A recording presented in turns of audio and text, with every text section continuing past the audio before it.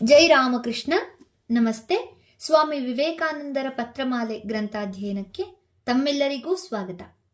ಪತ್ರ 23 ಶ್ರೀ ಡಿ.ಆರ್. ಬಾಲಾಜಿರಾವ್ ಅವರಿಗೆ. ಸಂಸಾರದಲ್ಲಿ ದೊಡ್ಡದೊಂದು ಸಂಕಟ ಪ್ರಾಪ್ತವಾಗಿ ಶೋಕಾರ್ತರಾದ ಮದ್ರಾಸಿನ ಗೆಳೆಯರೊಬ್ಬರಿಗೆ ಬೊಂಬಾಯಿಂದ 23 ಮೇ 1893 ಬರೆದ ಪತ್ರ. ಪ್ರಿಯ ಬಾಲಾಜಿ, ಮಾನವನಿಗೆ ಒದಗಬಹುದಾದ ಮಹಾವಿಪತ್ತನ್ನು ಅನುಭವಿಸುವಾಗ ಪ್ರಾಚೀನ ಯಹೂದ್ಯ ಮಹಾತ್ಮನು ನುಡಿದ ನುಡಿಗಳಿವು.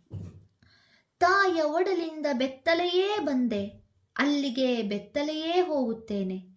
ದೇವರು ಕೊಟ್ಟ ಎಲ್ಲವನ್ನೂ ಅವನೇ ಕಸಿದುಕೊಂಡ, ಧನ್ಯವಾಗಲಿ ಅವನ ಹೆಸರು. ಇದು ಸುಳ್ಳಲ್ಲ. ನಮ್ಮ ಇಡೀ ಬಾಳಿನ ರಹಸ್ಯವೇ ಇದರಲ್ಲಿ ಅಡಗಿರುವುದು. ಕಡಲ ಮೇಲೆ ಚಂಡಮಾರುತ ಬೀಸುತ್ತಿರಬಹುದು, ಅಲೆಗಳೆದ್ದು ಬೀಳುತ್ತಿರಬಹುದು, ಆದರೆ ಅಂತರಾಳದಲ್ಲಿದೆ ಅನಂತ ಶಾಂತಿ, ಅನಂತ ಸಮಾಧಾನ, ಅನಂತ ಆನಂದ. ಈಗ ದುಃಖಿಸುವವರೇ ಧನ್ಯರು, ಏಕೆಂದರೆ ಸಮಾಧಾನ ಸಿಕ್ಕುವುದೇ ಅವರಿಗೆ. ಇದು ಏತಕ್ಕೆ?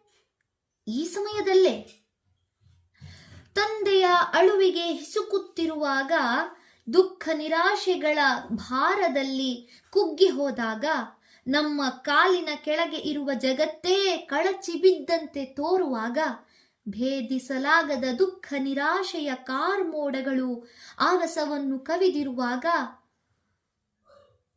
ಅಂತರಂಗದ ವಿವೇಕದ ಕಣ್ಣು ತೆರೆಯುವುದು, ಮರುಕ್ಷಣದಲ್ಲಿಯೇ ಬೆಳಕು ಹೊಳೆಯುವುದು, ಕಟ್ಟಿದ ಕನಸುಗಳು ಒಡೆಯುವವು.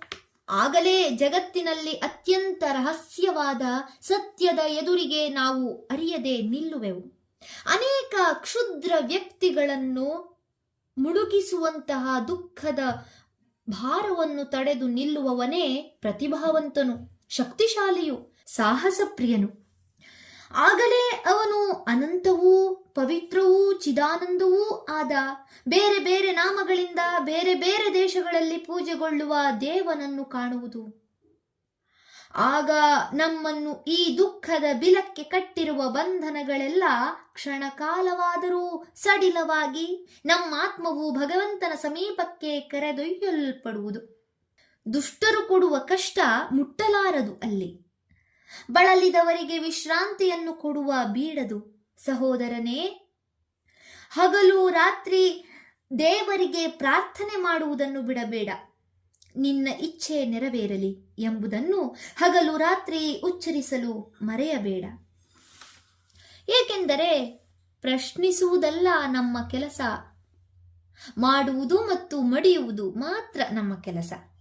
ಹೇ ದೇವ, ಧನ್ಯವಾಗಲಿ ನಿನ್ನ ನಾಮ, ನಿನ್ನ ಇಷ್ಟಾರ್ಥ ನೆರವೇರಲಿ. ಹೇ ದೇವ, ನಾವು ನಿನಗೆ ತಲೆಬಾಗಬೇಕೆಂಬುದು ಗೊತ್ತಿದೆ. ಹೇ ದೇವ, ಜಗನ್ಮಯಿಯ ಕರಗಳೇ ನಮ್ಮನ್ನು ಶಿಕ್ಷಿಸುತ್ತಿರುವುದು ಎಂಬುದು ನಮಗೆ ಗೊತ್ತಿದೆ.